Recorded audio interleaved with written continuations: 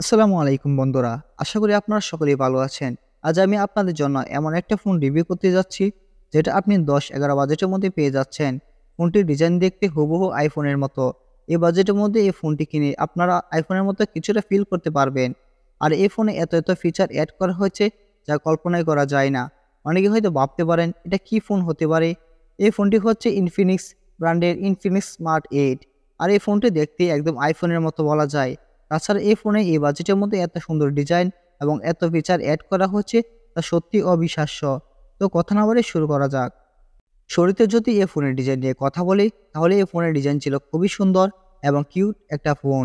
প্রথমবার এই ফোনটি যারা দেখবেন, তারা সকলেই চমকে উঠবেন, কারণ এই বাজেটের মধ্যে এত সুন্দর ফোন তা কিভাবে সম্ভব হতে পারে। এই স্মার্টফোনটি আপনারা মার্কেটে 4টি কালারে পেয়ে যাচ্ছেন। প্রত্যেকটি কালারই খুবই সুন্দর। আমার হাতে যে কালারটা রয়েছে সেটা শাইনি গোল্ড। পার্সোনালি এই কালারটা আমার খুবই ভালো লাগে। তাছাড়া ইনফিনিক্স স্মার্ট 8 এই ফোনটিতে দারুণ ডিজাইন প্রোভাইড করেছে। এছাড়া এই ফোনটির পিছনে যদি আপনি বডিটা দেখেন, এটা কিন্তু প্লাস্টিক মেটাল। প্লাস্টিক হওয়া সত্ত্বেও ফোনটা অনেক গ্লোসি এবং দেখতে অনেক খুবই প্রিমিয়াম লাগে। আর দেখতে অনেকটা গ্লাস বডির মতো মনে হয়। এছাড়া এই ফোনের ডান পাশে রয়েছে পাওয়ার বাটন, আর পাওয়ার বাটনে ফিঙ্গারপ্রিন্ট অ্যাড করা হয়েছে। এই বাজেটের মধ্যে ফিঙ্গারপ্রিন্ট ছিল খুবই ফাস্ট। আর উপরের দিকে থাকছে ভলিউম আপ ডাউন বাটন এবং এর বাম পাশে রয়েছে একটি সিম স্লট। এখানে আপনি দুটি সিমের পাশাপাশি একটি মাইক্রো এসডি কার্ড ব্যবহার করতে পারবেন। আর নিচের দিকে রয়েছে 3.5 mm হেডফোন জ্যাক, একটি ইউএসবি টাইপ সি পোর্ট এবং একটি প্রাইমারি মাইক্রোফোন এবং একটি লাউড স্পিকার। তবে এখানে নয়েজ ক্যান্সেল মাইক্রোফোন থাকছে না। এবার আসা যাক এই ফোনটার ডিসপ্লে সাইজ নিয়ে। এই ফোনের ডিসপ্লেতে রয়েছে 6.6 ইঞ্চি আইপিএস এলসিডি ডিসপ্লে এবং রেজলিউশন থাকছে এইচডি প্লাস 720x1600 পিক্সেল এবং এটাতে রয়েছে 267 পিপিআই পিক্সেল ডেনসিটি। পাশাপাশি এটাতে রয়েছে 500 পিক ব্রাইটনেস এবং রয়েছে 1900 রিফ্রেশ রেট। এখন কথা বলা যাক এই ফোনের ডিসপ্লের কনফিগারেশন নিয়ে। এই বাজেটের মধ্যে এই ফোনটা ডিসপ্লের কোয়ালিটি ছিল খুবই সুন্দর। আর এই ফোনটি চার্জিং করার সময় পাঁচশোল কাটাটের মাধ্যমে ডিসপ্লেটা ডাইনামিক আইল্যান্ড এর সুবিধা রয়েছে, যেটা আইফোনের মতো ফিচার অ্যাড করা হয়েছে। কিন্তু এই বাজেটের মধ্যে অন্যান্য ফোনের ডিসপ্লের বেজালটা মোটা হয়ে থাকে, কিন্তু সেই তুলনায় এই ফোনের ডিসপ্লের বেজালটা তুলনামূলক কম ছিল। ডিসপ্লেটা খুবই পাঞ্চি ছিল, মানে দেখতে খুবই ভালো লাগছিল। বাট এইচডি প্লাস রেজলিউশনের হওয়ার কারণে একটু ডিসপ্লেতে রেজলিউশনের ঘাটতি ছিল। এখানে কিন্তু 1900 রিফ্রেশ রেট থাকার কারণে এই বাজেটের মধ্যে ডিসপ্লের স্মুথনেস ছিল খুবই ফাস্ট। এই বাজেটের মধ্যে এই ফোনের ডিজাইন এবং ডিসপ্লে খুবই ভালো লেগেছে।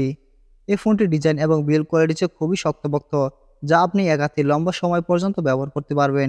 কোনো প্রকার হাতে সমস্যা হবে না। এবার কথা বলা যাক এই ফোনের ক্যামেরা ফাংশন নিয়ে।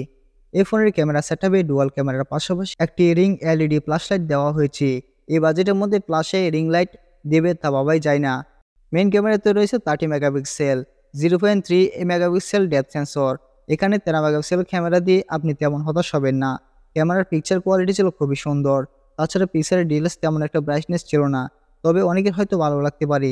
পাশাপাশি এই ফোনটার ফ্রন্ট ক্যামেরাতে রয়েছে 8 মেগাপিক্সেল ক্যামেরা, কিন্তু এই বাজেটের মধ্যে অন্যান্য ফোনে 5 মেগাপিক্সেল ক্যামেরা দিয়ে থাকে। এখন কথা বলা যাক এই ফোনের পারফরমেন্স নিয়ে। পারফরমেন্স নিয়ে কথা বলতে গেলে শুরুতেই বলতে হয় এটাতেই রয়েছে অ্যান্ড্রয়েড 13 ভার্সন এবং এই ফোনের চিপসেট হিসেবে রয়েছে ইউনিসকের T606, যেটা অক্টা কোর 1.6 GHz প্রসেসর। পাশাপাশি রয়েছে মালি G57। এই বাজেটের মধ্যে ভালো একটা প্রসেসর দেওয়া হয়েছে। এছাড়া আপনি এই ফোনটি মার্কেটে দুটি ভ্যারিয়েন্টই পেয়ে যাবেন, 4GB এবং 64GB, যেটা প্রাইস থাকছে 10,499 টাকা। পাশাপাশি আরেকটি ভ্যারিয়েন্ট রয়েছে 4GB 128GB, যেটা প্রাইস থাকছে 11,499 টাকা। যাদের 64GB ভ্যারিয়েন্ট চলে না, তাদের জন্য 128GB ভ্যারিয়েন্টটি নিতে পারেন। এরপর এই ফোনে 5000 mAh ব্যাটারি থাকছে এবং এর সাথে থাকছে 10 ওয়াটের ফাস্ট চার্জার। এই ফোনটি আপনি এক চার্জে সারাদিন ব্যবহার করতে পারবেন, কিন্তু যারা হেভি ব্যবহার করতে চান তাদের জন্য ব্যাটারি ব্যাকআপ সারাদিন দেবে না। এই বাজেটের তুলনায় ফোনটির যাবতীয় সবকিছু ওভারঅল ভালো ছিল।